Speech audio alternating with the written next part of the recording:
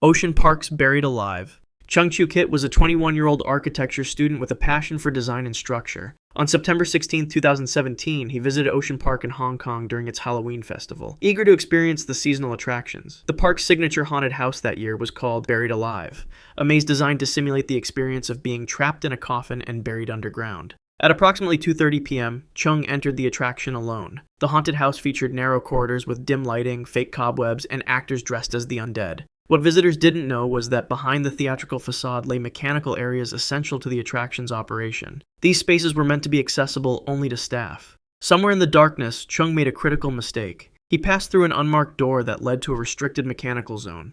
The lighting here was even dimmer than in the main attraction, with just enough illumination for maintenance workers. Warning signs existed, but were poorly visible in the gloom. Inside this hidden area, a large mechanical system operated the coffin slide experience for guests. The mechanism featured heavy moving components that shifted every few minutes. As Chung navigated the unfamiliar space, one of these components, a 200-pound moving coffin platform, suddenly descended. The massive structure struck Chung directly in the back with crushing force. His spine absorbed the full weight of the mechanism. He collapsed immediately, but remained conscious, pinned beneath the unyielding pressure. Each breath became increasingly difficult as his damaged organs began to fail. Park staff discovered him 15 minutes later during a routine check. They initiated emergency procedures and called paramedics. Chung was still breathing, though labored, when extracted from beneath the mechanism. He was rushed to Ruttenji Hospital with catastrophic internal injuries. Despite surgeons' efforts to repair his crushed organs and severed blood vessels, the damage was too extensive. At 5:17 p.m., Chung Chu-kit was pronounced dead. The coroner later determined the cause of death as massive internal hemorrhaging and organ failure resulting from crushed trauma.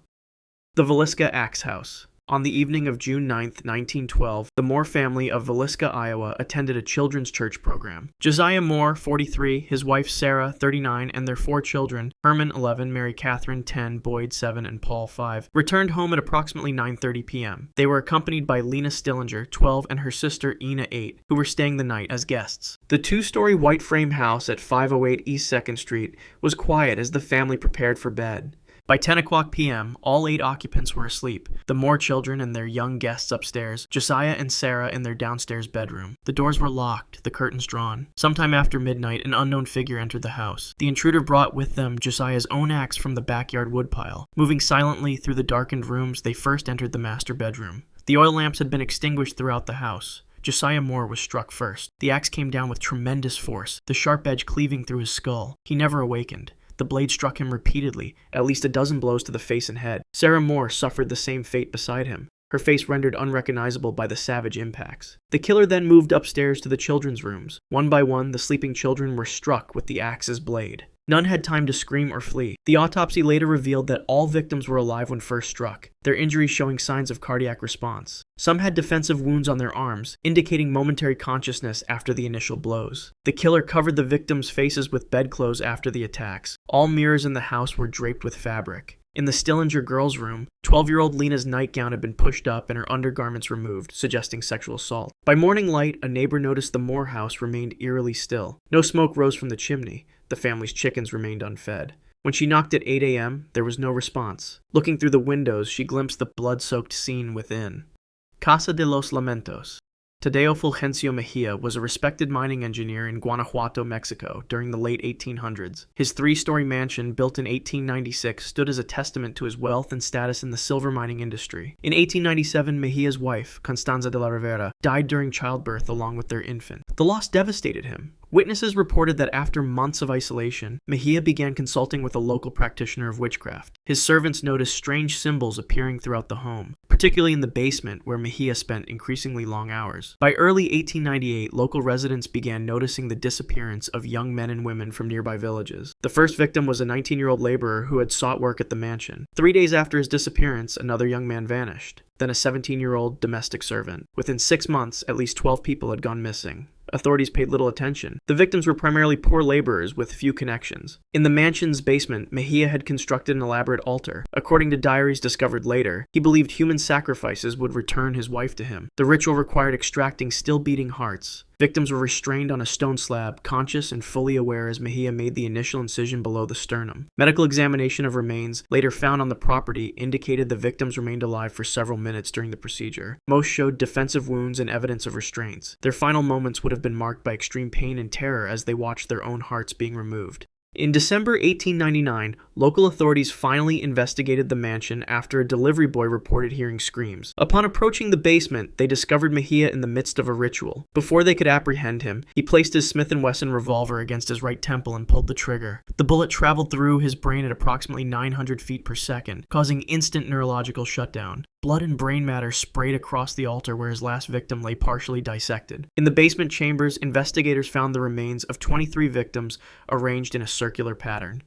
The Amityville Horror. On November 13, 1974, the DeFeo family went about their evening routine in their 3-story Dutch colonial house at 112 Ocean Avenue in Amityville, Long Island. Ronald DeFeo Sr., 43, a car dealership manager, his wife Louise, 42, and their children, Don, 18, Allison, 13, Mark, 12, and John, 9, had dinner together before retiring to their separate bedrooms. The house was quiet by 10:30 p.m., with all family members asleep. The only person still awake was Ronald Butch DeFeo Jr., their 23-year-old son, who lived in the basement. He had a history of drug use and volatile behavior. That night, he retrieved his Marlin .35 caliber lever-action rifle from his room. At approximately 3:15 a.m., Butch moved silently through the darkened house. He entered his parents' bedroom first. Ronald Sr. was sleeping on his stomach when Butch fired 2 shots into his back. The high-velocity rounds tore through vital organs. Louise awoke at the sound but had no time to scream before 2 bullets struck her chest. Butch then moved methodically to his siblings' rooms. In each case, he positioned the rifle within inches of their heads before firing. The noise of each shot was partially muffled by the pillow. Don received 2 shots to the head. Allison, Mark, and John each received 1. None of the victims showed defensive wounds. Medical examiners later determined all were in REM sleep when shot. The most disturbing element was the positioning of the bodies. Each victim was found face down in their beds, as if none had been awakened by the gunshots that killed their family members. Even more puzzling, neighbors reported hearing no gunshots despite the rifle's considerable noise. For hours after the murders, Butch remained in the house with the bodies of his family. At 6:30 a.m., he showered, changed clothes, and went to work. Later that day, he entered Henry's bar in Amityville, shouting, "You gotta help me! I think my mother and father are shot!" When police arrived at the house, they found all 6 DeFeo family members deceased in their beds. Each had been shot at close range, the bullets having traveled through their skulls at over 2,000 feet per second, causing instantaneous brain death. The home's rooms still smelled of gunpowder and blood had soaked the mattresses.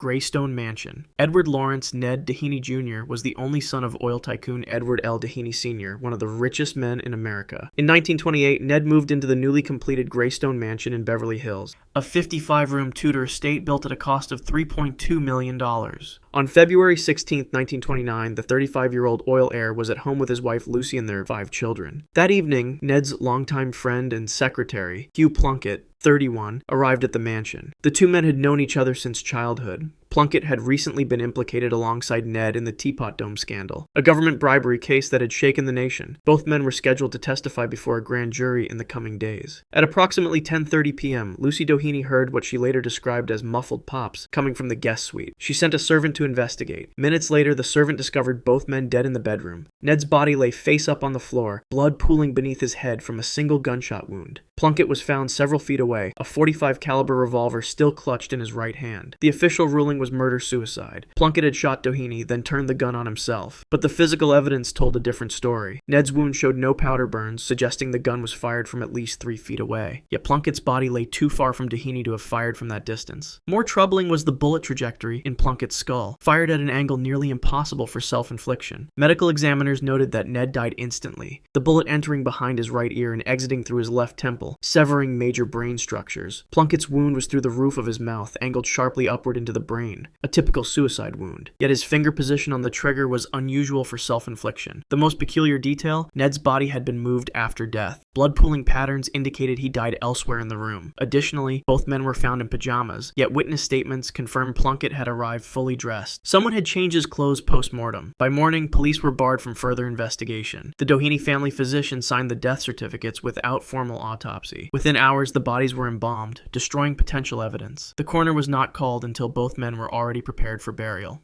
The Reed House Hotel. In 1927, the Reed House Hotel in Chattanooga, Tennessee, stood as one of the city's premier accommodations. The 10-story brick building featured elegant decor, with ornate chandeliers hanging in the lobby and plush carpets lining its hallways. Among its 241 rooms, room 311 appeared unremarkable, a standard accommodation with vintage furniture and a white porcelain clawfoot bathtub. On the evening of April 19, 1927, Annalisa Netherly, a 25-year-old woman with dark hair and pale features, checked into room 311. Hotel records indicate she was traveling alone. phone, though staff later reported seeing her arguing with a man in the lobby. Annalisa had been involved with a married businessman from Atlanta for approximately 6 months. At approximately 11:30 p.m., guests in neighboring rooms reported hearing raised voices, followed by what one described as a terrible crash. No one investigated. The following morning, a housekeeper knocked on the door of room 311 for routine cleaning. Receiving no response, she used her master key to enter. The bedroom appeared undisturbed, but the bathroom door stood partially open. Inside, the housekeeper discovered Annalisa submerged in the clawfoot tub. The water had turned deep crimson from the blood that had flowed from a 7-inch laceration across her throat. The wound was jagged, suggesting the killer had used a straight razor with considerable force. Medical examiners later determined that Annalisa's throat had been cut while she was still conscious. The depth of the wound severed her carotid artery and jugular vein, causing catastrophic blood loss. Spray patterns on the bathroom walls indicated she had struggled briefly, her heart pumping blood at high pressure as it exited the wound. Most disturbing was the position of her hands. They showed no defensive wounds, suggesting she may have initially trusted her attacker. Her fingers displayed a bluish tint, indicating she had remained alive in the cooling water for several minutes after the attack. Police investigators found partial fingerprints on the straight razor discovered behind the toilet. Hotel records showed her lover had checked in under a false name. By the time authorities identified him, he had fled to Mexico. Annalisa Netherly was buried in an unmarked grave in Chattanooga's Highland Cemetery. Her death officially classified as a homicide by exsanguination. If you want to see more videos like this, click the video on screen now and make sure to subscribe.